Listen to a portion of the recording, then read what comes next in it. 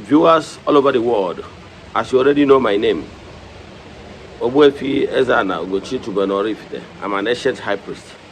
Abụ m onye isi nchụaja na Ugochitubelu ọdịnala temple. Anyị na-agba afọ gbaa afọ miri emi lụkwazị ọrụ mmụọ dị iche iche. Abụkwazị m onye isi nchụaja na ọdịnala Restoration Evangelical Mission bụ onye mgbasa ozi ọdịnala Igbo. So you can call me a priest or an evangelist. I will answer. My mission is to help people live better life. N'ụbọchị taa n'oge awa nke eziokwu isiokwu anyị ji wee bịa bụ onye ọ dịrị ịkpụ alụ. Yes, who can perform the ikpuaru cleansing.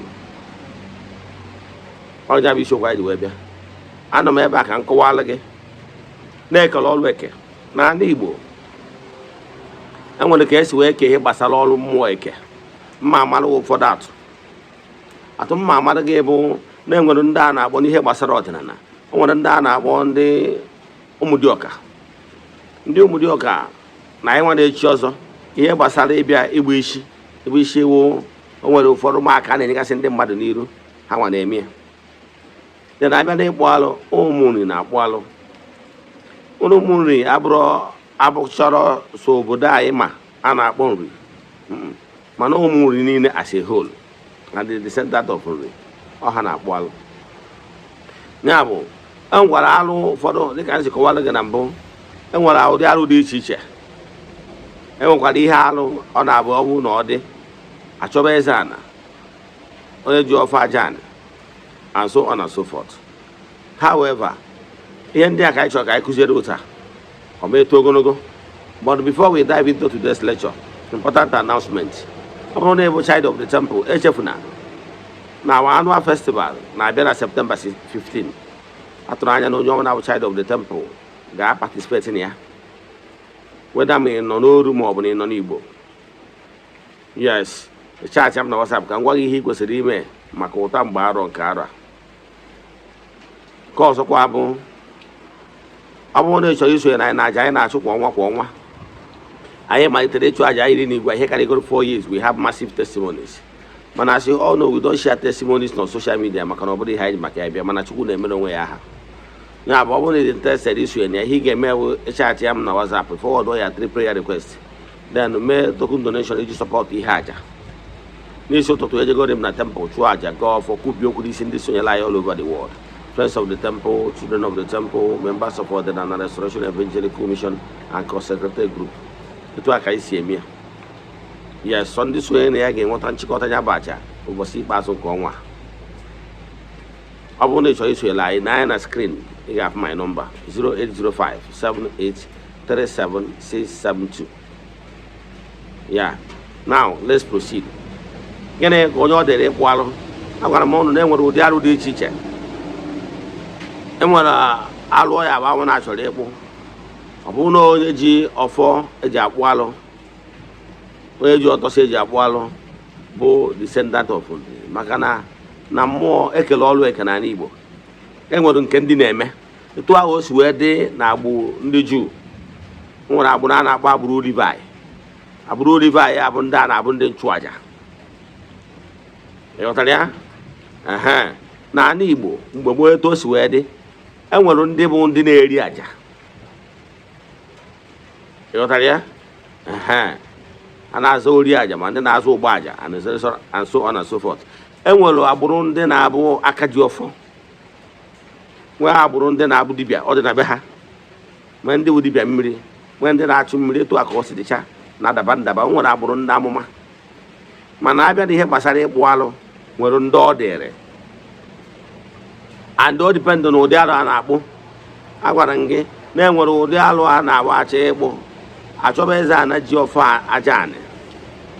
Ntị ọ dị. Nwa alụ ya agbabụ na achọ ịkpụ. Achọba onye ji ọtọsị, onye ji ọfọ eji akpụ alụ. And ndị ọbụ ndị nri na descendant of nri mma akọwa ya ọfụma. Ọ na-abụ akpọ nri for the channel just that small town na-agụ ukwu na ọsọ ha bụ nri. Enwere ụmụ nri bigelu ma Enugu ukwu ha so on and so forth. Then abịazie na enwere obodo dị iche iche ka nke ọrụ na akụ ihe mere mgbe gboo. Etu aka o si wee dị na my own clan. Mgbe gboo ndị a na-akpọ ndị nri na-akpụ alụ ije n'obodo a na-akpọ nri ha pere mpe mana ha bara ụba etu ha si wee dị adị ha gbasasịrị agbasa ụmụ nri gbasara agbasa ndị mkpọ descendant of Nri mgbe gboo anwa enwere ndị dibịa nwere ike ịnọkọta si ebe a example ahụm onye Oraifite na Anambra steeti o nwere ndị nwere ike isi be ha mee travel bịa na another part of Anambra ịghọtara ya atụka nna amara gị etu nke anyị si wee dị o nwere ike bịa na Oraifite na-agbụ alụ n'ọzọ bụrụ Ọkịja Ihiala and Evaros. Now some of them later settled.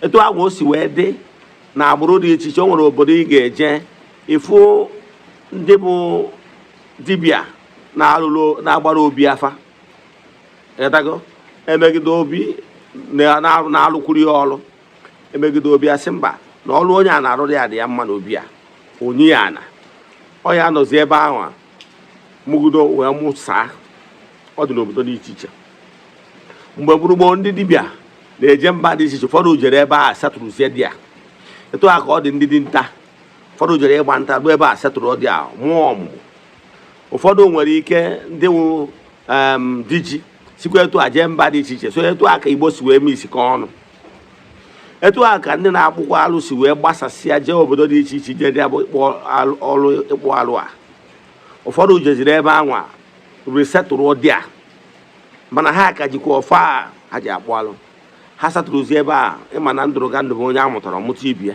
ha jezie ebe a ebido mụbaba mana nwante ndị na na ha na-amụbagoro onye ọbụla bụ nwa amụrụ na ya bụ klan ka jikwa ọfọ yes okwu bi okwu ọ dị ile maka na ihe si n'agbụrụ etu a ka ọ dịkwa ọ bụrụ na ije ihe dịka na Ogidi ihe dịka ire village and so many other places ma agbawa afa na enwekwara agbụrụ ndị na-akpụ alụ ịghọtara ya so maka na ekwuo ndị na-agbụ alụ nwere ike obi ga-adabere n'ọsụsọ the present small town ịmabụ ndị Nri no enwere other adjoining towns ndị na-eme ịghọtara ya and enwere ga-abịakwa n'obodo ụfọdụ dịka etu ndị Igbo si wee mesikọ ọnụ o nwere obodo ị ga-abịa asị na enwere this particular clan na-eme n'obodo a dịka etu o si dị na be anyị ịghọtara ya ha agbụrụ anyị nwere akpụ alụ na Oraifite ihe nchọ ka nkọwala gị bụ na ọ bụrụ dibịa niile na-eme ya ekele ọlụ eke ịghọtara ya so ka ị malụ na-enwere ndị bụ ndị na-akpụ alụ enwere alụ individuals nwa alụ mmadụ medoro onwe ya bụ nwa alụ ezinụlọ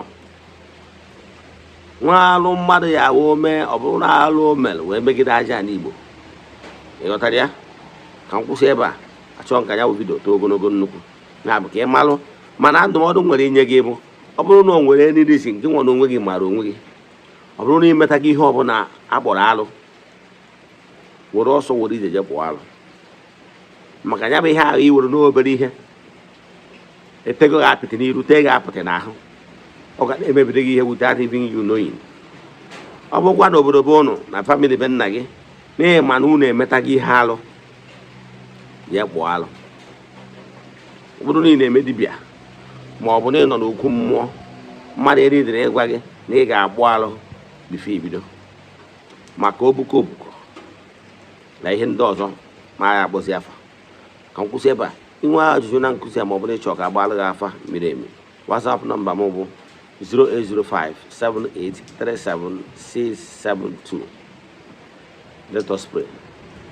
Ekwere m na Chineke ekwere m na ọ dị ihe siri m ike nke Chineke na-apụghị izi m ụzọ m ga-esi lụwuo ya n'ihi na ọ mazụrụ ihe niile obi m siri ike na Chineke emeworo m ya gazie. May the blessings of Chukwu bring me ihe niile be with you all. May you be protected, may you be blessed now and forevermore. Ya gazie, udo dịrị unu.